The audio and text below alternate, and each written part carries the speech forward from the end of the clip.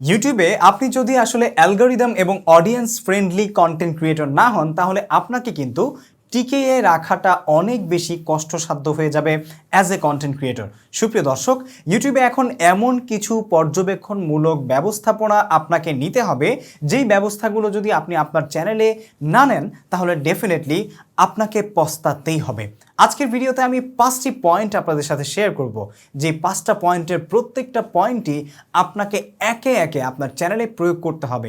যদি আপনি না করেন তাহলে ডেফিনেটলি আপনি কিন্তু ইউটিউবে এখনকার এই সময়ে এসে, আর্টিফিশিয়াল ইন্টেলিজেন্সের সময়ে এসে, চ্যাট জিপিটির সময় এসে, অডিয়েন্স ফ্রেন্ডলি কন্টেন্ট ক্রিয়েটর হওয়ার সময় এসে সফল করাটা অনেক বেশি কষ্টসাধ্য হয়ে যাবে। সুপ্রিয় দর্শক, এর মধ্যে 1 নম্বরে রয়েছে অপ্রয়োজনীয় কথা ইন্ট্রোর শুরুতে প্রথম 30 সেকেন্ডে বলা বন্ধ করে, নাটকীয়তা বন্ধ করে ডেফিনেটলি হুকমূলক তথ্য দিয়ে আপনার ভিডিওটা শুরু করতে হবে।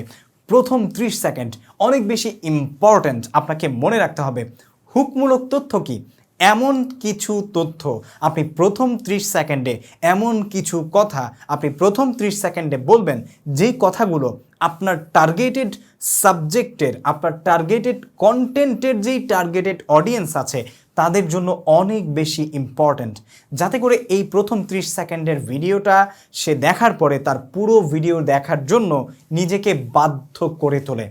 অবশ্যই এমন কিছুটাই আপনাকে করার জন্য নিজেকে প্রস্তুত করতে হবে। আগে যেমন আমরা বিভিন্ন নাটকীয়তা করে ভিডিও করতাম, ভিডিও শুরুতে আননেসেসারি অনেক কথা বলতাম, চলবে না এখন আপনাকে এটাই করতে হবে।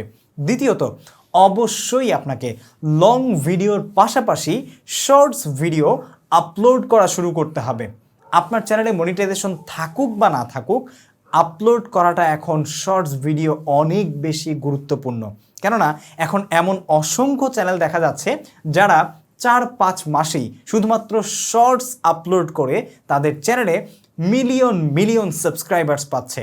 সুতরাং আপনি যদি আপনার অডিয়েন্স পেয়ে যান তাহলে আপনার ভিডিও দেখানোটা আপনার পক্ষে অনেকটাই সহজ হয়ে যাবে।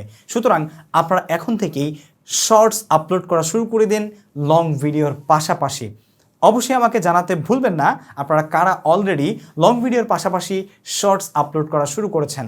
কমেন্ট বক্সে গিয়ে আমাকে এক্ষুনি জানিয়ে দিবেন। ওকে, সো 3 নম্বরে যেটা রয়েছে সেটা হচ্ছে অবশ্যই আপনার লং ভিডিওকে যতটা সম্ভব শর্ট করে নিয়ে আসতে হবে। তার মানে আপনার ভিডিও ডিউরেশনটা যদি আগে এমন হতো তাহলে সেটাকে আপনি এখন এইরকম করে নিয়ে আসুন।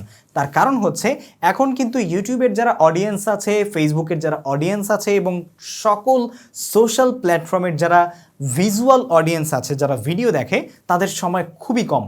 যার কারণেই কিন্তু এখন লং ভিডিওর তুলনায় শর্টস ভিডিওর ভিউজ বেশি হচ্ছে।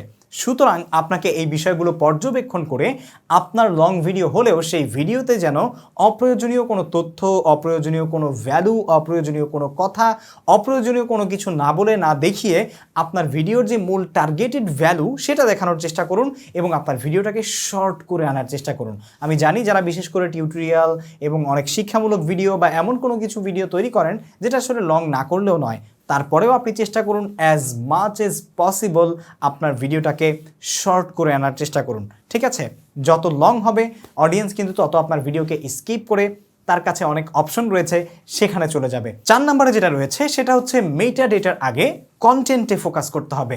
এক্সপ্লেইন করছি, তবে তার আগে বলছি আপনারা যারা এখনও আমাদের চ্যানেলটি সাবস্ক্রাইব করেননি তারা এক্ষুনি লাল সেই সাবস্ক্রাইব বাটনটাতে ক্লিক করে দিন, যাতে করে এরকম দুর্দান্ত সব ইনফরমেটিভ ভিডিও পরবর্তীতে আপনার কাছে চলে যায়। সেই সাথে ফেসবুক পেজ থেকে আপনারা যারা ভিডিও দেখছেন অবশ্যই আমাদের পেজটিকে লাইক, কমেন্ট এবং আমাদের এই ভিডিওটিকে আপনার ওয়াল থেকে শেয়ার করতে ভুলবেন না।